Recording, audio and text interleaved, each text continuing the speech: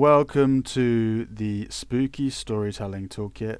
My name is Izaak and I run Be the Bite Interactive. I mentor industry revolutionizing horror fiction in every medium, resolving narrative issues thoroughly. This podcast is for motivation, full of evidence-backed methods for mastering scary storytelling.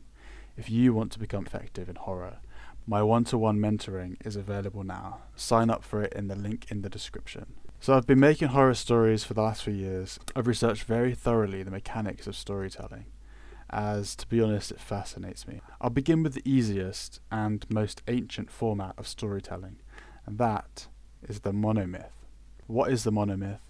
If you haven't heard of the monomyth, there's some truly great resources out there by the likes of Joseph Campbell, who recognized the format of storytelling throughout cultures and ages. The bottom line is that storytelling is innate to human beings. We've been telling stories through millennia as they provide spiritual and meaningful context to our lives. The monomyth, then, is the structure that moves stories along and has been seen in many myths to even modern ones today. In this podcast, I'll delve far deeper into the monomyth and making it relatable for all horror stories. So for now, the basic idea is your main character is required to go through meaningful trials. These trials aim to serve and realize a higher power or a moral insight. The resolution is that they bring back a newfound knowledge and using this to help others. Now this is a very simple iteration. You can find more about the monomyth on the internet. Just by following this structure alone, you will have a better and more memorable story than, I would say, 80% of fiction out there.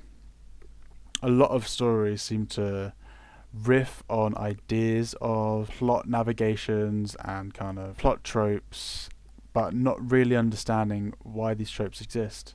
So is the monomyth enough to make a memorable horror story? Sort of, but it doesn't provide much to go by, other than a simple narrative thread. Therefore, my mythic formula comes into play. Plug in more elements taken from myths directly into your story, and you'll fully realize a strong, sturdy, and recognizable work of memorable storytelling. Number 1, the moral of the story is really the reason that your story exists. In ancient cultures, stories embedded lessons into stories, and they are a foundational element to making memorable and long-lasting storytelling. So embedding morals into the story helps the journey of the main character or main characters. It's vital for memorability, but also for having touching moments of the struggles of the main characters as they begin to question the morality of what's going on and themselves. Have you ever sat through a film and thought, that was epic, but I had no idea what was going on? Simply by defining your moral, you then have a reliable mantra, a reliable thread to reflect upon whenever you're writing big scenes or including big elements into your horror work. You can even give trivial or bad ideas a real run for their money if they align with the moral of your story. Number 2 is stakes. So stakes are important. They are universal to making stories effective, to making you engaged into the story. Because if the stakes aren't there, then you'll begin to question why the character should be involved in anything at all. Memorable characters should be forced to make choices, and these subsequently have realm-altering consequences. Internal stakes drive emotional beat.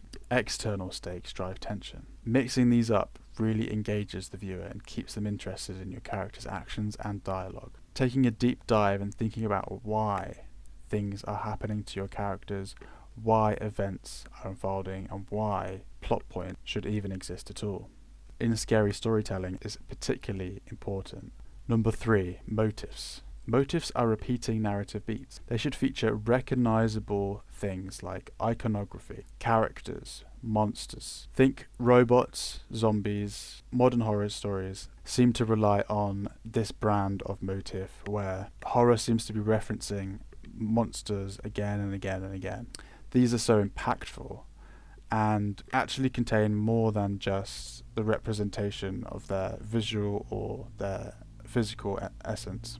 Motifs are more than just monsters. Motifs can be anything from modern events, time periods, music, even movies, themes, and referencing works of art. Pretty much anything can be a motif, but a motif needs to be referenced and relevant to your fiction world. If you, for example, have a recurring motif, you then have a solid through line of ever-ending ideas. In particular, these motifs are the things that people nerd out on. So I would suggest including 3 to 4 main motifs in your story. A great example of motifs in horror stories is Netflix's billion-dollar franchise Stranger Things.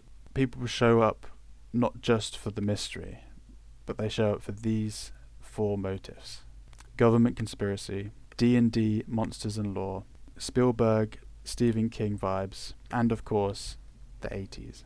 There are plenty more tools to take from myth, but just using these 3 will give you a basic foundation to building a horror story on top of.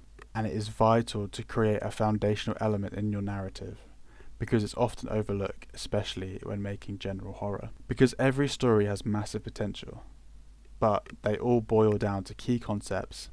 So why not give these a go and see if your story starts to feel grander, more meaningful, and more exciting. The reason that we create horror is to make something meaningful and to make something relatable. So fear becomes meaningful when your story is emotional throughout. If you begin making your stories insanely relatable, if you begin amping up the emotions through emotional beats, then everything becomes much more believable. This works really well in tandem with stakes. If you're upping the stakes, then you'll want to make sure that your audience is truly invested. Even if the stakes are ridiculous, you can make people cry, hide behind the sofa, you name it. By focusing on things like relationships, internal growth, then the audience will be just as thrilled by character development as they are major set pieces. So give your characters backstory, give them growth arcs, make sure that you put yourself in every character's shoes, literally. This way, so does your audience.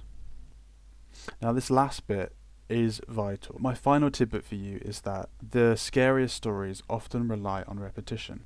To enhance the dread, think about including symbols, relics, and phrases that repeat, because these become triggers, psychological triggers, and they can build tension easily. The key to mastering this one though is to ensure that each repetition becomes more sinister and more time sensitive. For more ways to master horror storytelling, you can check out my free interactive masterclass. The links are in the show notes. That's it for today. I hope you've learned something about myths, motifs, stakes, and hopefully you can take all of these and start integrating them into your stories to make memorable and meaningful, scary stories. Be sure to follow this podcast. I'll see you next time. Stay tuned for more.